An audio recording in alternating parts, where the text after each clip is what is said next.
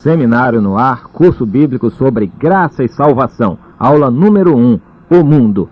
O assunto que trazemos agora é por demais interessante, graça e salvação, dois assuntos que dizem respeito a você muito de pertinho.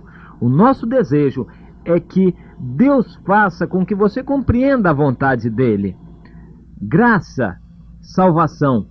Graça, o que Deus fez. Salvação, o que toca a você. Isto é o que nós desejamos para você.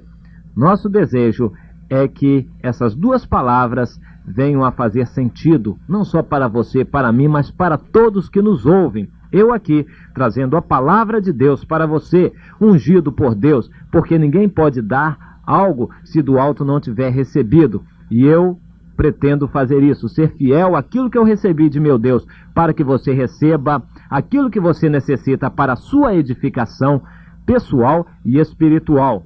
Nós queremos ler a carta que o apóstolo Paulo escreveu aos Romanos, no primeiro capítulo e o versículo 5, quando ele diz o seguinte: por intermédio de Jesus Cristo, viemos a receber graça e apostolado por amor do seu nome, para a obediência por fé entre todos os gentios. Aqui está o resumo do nosso curso. Graça e apostolado é o nosso tema. E para quê? Para obediência por fé entre todos os gentios, dos quais, claro, nós fazemos parte. Eu sou gentio, você é um gentio, uma gentia também, porque não somos judeus. Aqueles que são judeus não são gentios. Mas para que nós possamos entender a graça de Deus, que é uma coisa sublime, uma coisa tremendamente espiritual, é necessário que entendamos, em primeiro lugar, para que essa graça? Por que a necessidade dessa graça? E é o que nós queremos comentar. Este é o tema a respeito do mundo. Por que graça? Por causa da situação do mundo. Mas qual é esta situação do mundo? Não precisamos ir muito longe. Você pode olhar ao seu redor e ver. Abra seus olhos e observe, analise as coisas que acontecem ao seu redor. O que você verá é somente egoísmo. O amor, apego ao dinheiro.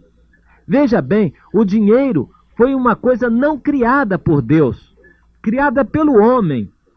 O dinheiro é tido como a raiz de todos os males. Na Bíblia está escrito: o dinheiro, não tendo sido criado por Deus, não é, portanto, uma necessidade humana.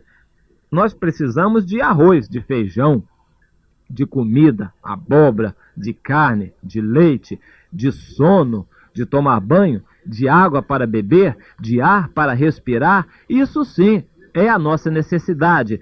Mas dinheiro não. Ninguém come dinheiro, ninguém respira dinheiro, ninguém se lava com dinheiro. O dinheiro é um meio para se atingir um fim. O dinheiro foi inventado pelo homem como uma moeda para facilitar as transações comerciais, e transações essas que facilitariam a vida do homem. Por exemplo, se eu planto abóbora, mas a minha terra não dá para plantar arroz, eu planto somente abóbora.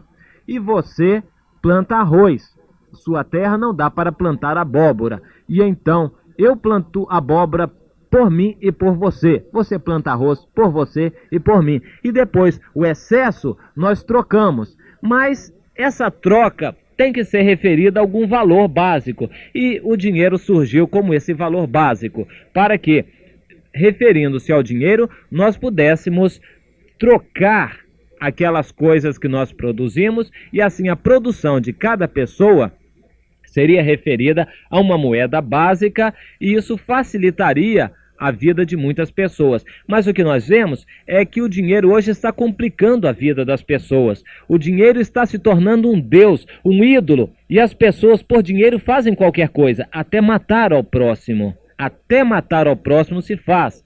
Mas há aqueles que não matam o próximo com tiros, aqueles que matam o próximo com a sua língua, difamando. Tudo isso por apego ao dinheiro. E até tem se visto em nossos dias pessoas que matam os seus pais para receber a herança, o dinheiro. Então, por dinheiro, há pessoas que fazem de qualquer coisa nesse mundo. Não olham um padrão moral qualquer, cometem qualquer atrocidade. E então é o que nós vemos, um egoísmo, um materialismo, apego ao dinheiro, orgulho, uma soberba que vai ao ponto de criticar, de difamar, de praticamente matar uma outra pessoa com a língua. É o que nós vemos.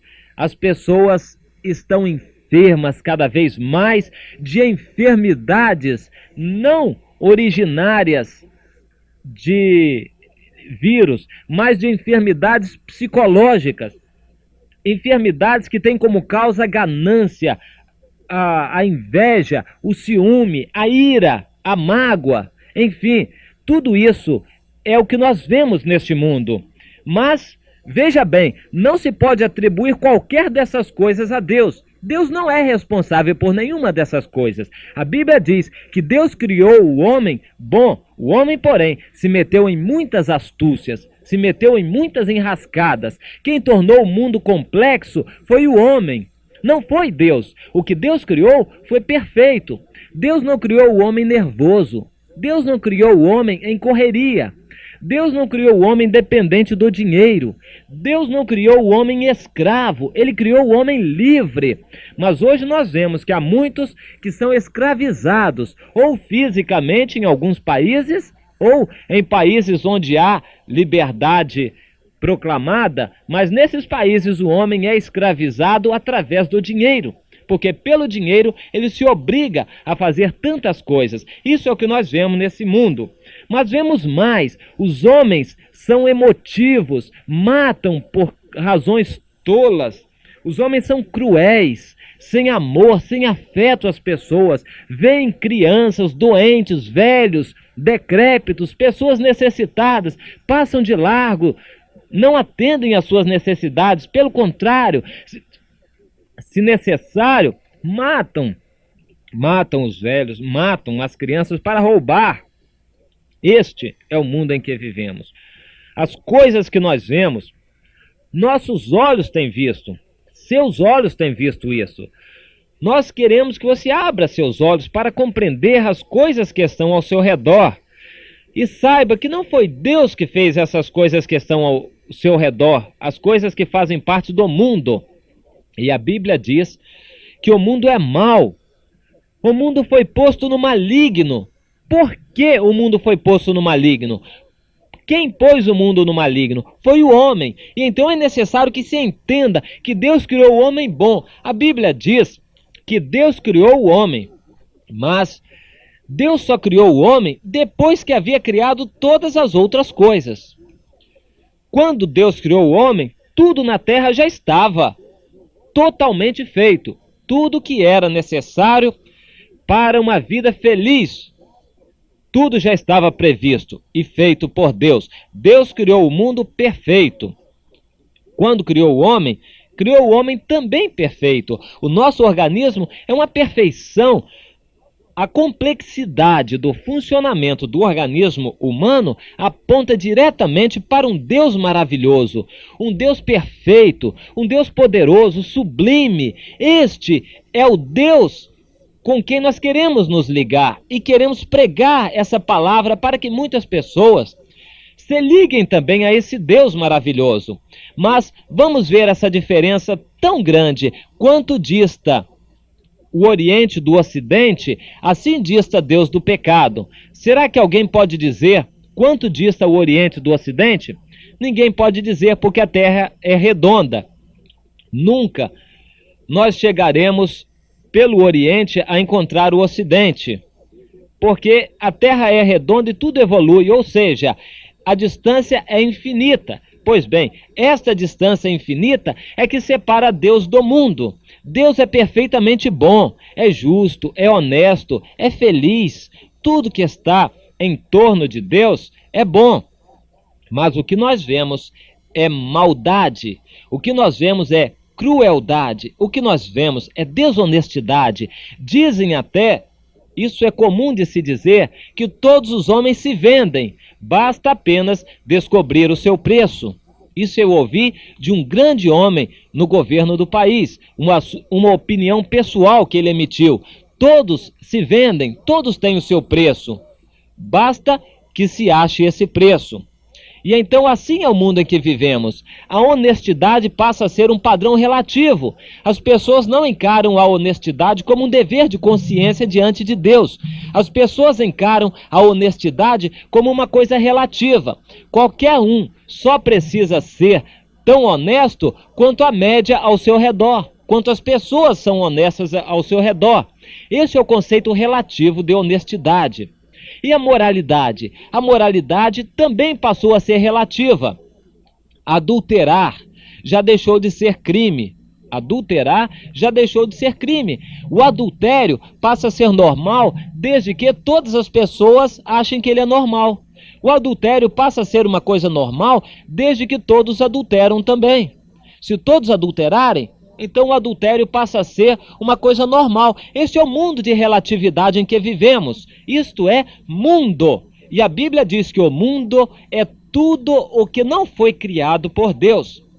Tudo o que não foi criado por Deus é do mundo. Mas a característica do mundo é esta: as pessoas estão constantemente interessadas no seu bem-estar.